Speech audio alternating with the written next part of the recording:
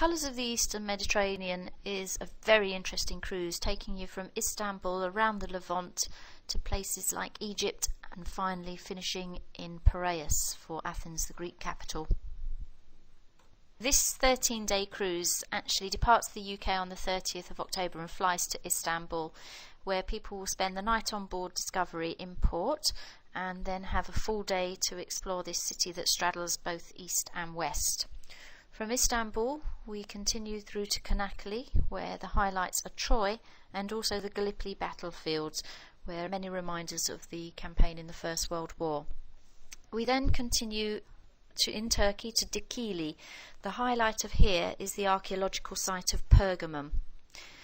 And from Dikili we continue round to Kusadasi, and ancient Ephesus is always very, very popular from Kusadasi, which is now a very busy seaside resort in Turkey.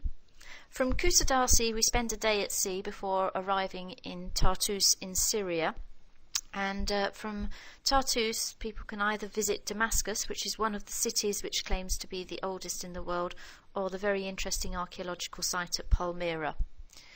Leaving Syria behind, we make our call in the Lebanon and Beirut. Beirut, of course, has more recent warfare in its history, but the alternatives, if you want to go back further in time, are the archaeological sites of Baalbek or Byblos, or again you can go and see something completely different in the Jetta caves there.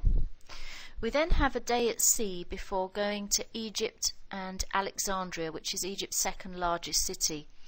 Having 2 days here is excellent. It means people have the chance, if they wish, to spend a day in Cairo or even an overnight in Cairo, but there's plenty to see and do in and around Alexandria itself. The city tour is always fascinating, especially for the new Bibliotheca Alexandria, which has replaced the famous ancient library, or you can go and to El Alamein, which was the site of battles during the Second World War.